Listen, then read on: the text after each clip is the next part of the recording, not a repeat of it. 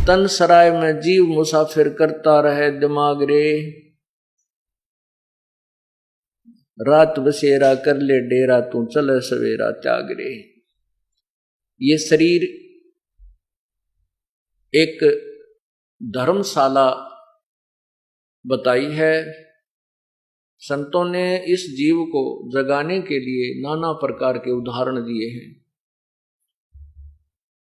इस शरीर को एक चलती फिरती सरा समझो, धर्मशाला समझो, एक रेस्टोरेंट समझो, और इसमें आपको ये जो आपको रेस्टोरेंट में रहने के लिए यानी इस धर्मशाला में रहने के लिए जो समय मिला है, वो आपने जितने पैसे जमा करा रखे हैं उतने समय के लिए आपकी बुक हो चुकी है। और जिस दिन वो समय आपका पूरा हो जाएगा, आपके पैसे समाप्त हो जाएंगे, आपको ये धर्मशाला, ये सराय छोड़नी पड़ेगी। इसमें नहीं रहने देंगे। आप अगर ठीक ठाक से नहीं निकलते हो, सब इच्छा से नहीं आते हो, तो आपको उठा करके बाहर उसके नौकर निकाल देते हैं। धर्मशाला आपने किस लिए धर्मशाला में गए हो, किस लिए आप दूर देश में जाकर के अपना घर छोड़ करके धर्मशाला में गए हो, रेस्टोरेंट में रुके हो, उसका उद्देश्य भी कोई अवश्य होगा।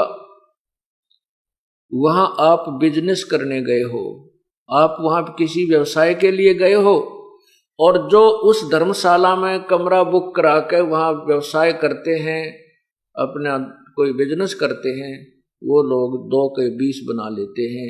वो अपना दुगने तिगने चौगने धन को इकट्ठा करके बना करके वापस स्वदेश आ जाते हैं।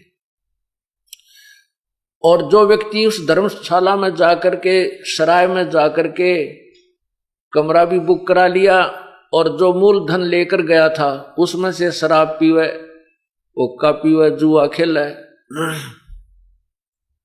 और सिनेमा देखता फिर, व्यवसाय किया नहीं, जिस उद्देश्य से गया था वो काम करा नहीं, तो वो कंगाल हो जाता है। और फिर वो कंगाल होने के उपरांत कितना कष्ट उठाता है।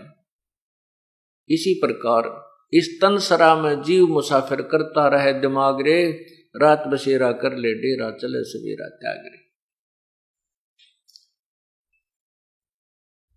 अब मनुष्य शरीर प्राप्त करके हम संतों के विचार तो सुनते नहीं। अब आप में घने समझदार बुद्धिमान बने बैठे, अपनी अपनी अटकलों से अटके बैठे हैं। मेरा लड़का ऐसे पढ़ गया, वो इंजीनियर बन गया, मेरा लड़का ऐसे पढ़ गया, IAS कर गया, IPS कर गया। अब वो जो पढ़ाई उन्होंने पढ़ी है उसमें तो विद्वान हो गए वो, इसमें तो कोई शक को नहीं। लेकिन परमात्मा ने जो परमात्मा को प्राप्ति का जो ज्ञान है और इस मनुष्य शरीर का जो उद्देश्य है, वो तो ज्ञान उनको ना हुआ। फिर वो अपने अपने दिमाग से अटके रहते हैं। इस तन सरा में जीव मुसाफिर करता रहे दिमाग रे, अपनी अपनी कहते रहते हैं, इसने काम बने नहीं। अपनी अपनी कह गए इस दुनिया के मां, बिन साहेब की बंदगी की तठौर ठिकाना न। अपनी अपनी तो दुनिया कह के चली जाती है। और बड़े बड़े वैज्ञानिक भी पता नहीं के अन्वेषण करके चले गए, लेकिन आगे क्या होगा। जो परमात्मा की भक्ति नहीं करते थे और जो ये AC बना कर चले गए, जहाज बना दिए, ये उन को नहीं मिलना है। वतना बेरा कि तो कुत्ते और गधे की जुनी में गए होंगे, क्योंकि परमात्मा की भक्ति उन्होंने करी नहीं। इस प्रकार इस तन सराय में जीव मुसाफिर करता रहे दिमाग रे, यो रात बसेरा, ये पूरा जीवन आपका एक रात्रि समझो। इस धर्मशाला में आप अपना टाइम पास कर रहे हो, और जब ये जीवन अंत होगा, आपके शरीर का अंत होगा, जब आप शरीर छोड़कर जाओगे, आपका सवेरा होगा। ये एक स्वप्न होगा।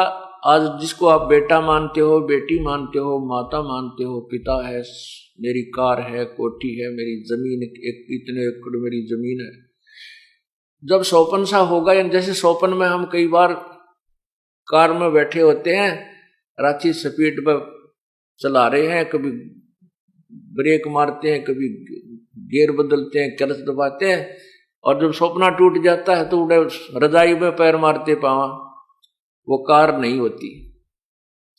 तो ऐसे ही जब ये शरीर छूट जाएगा उस समय आपका वो सपना टूटेगा, यूं सवेरा होगा, फिर आप सोचोगे कौन था मेरा बेटा, कौन थी मेरी कोठी, आपको याद भी ना होगी कौन थी। फिर तो वो यम के दूत दिखाई देंगे, ऐसे बूंदी आकृति, जिसके देखते कालजा पाटा भूल जाएगा सब कुछ, मैं कौन था, कितना आया था, मैं राजा था या कोई सेठ था या गरीब था। तो फिर उसको उस समय ये बात याद आती है, अरे मैं आया था किस लिए संसार में, इसलिए आया था कि भगवान की भक्ति करूंगा। वो तो की नहीं, ये सारा जीवन मेरी बकवादा में खो दिया।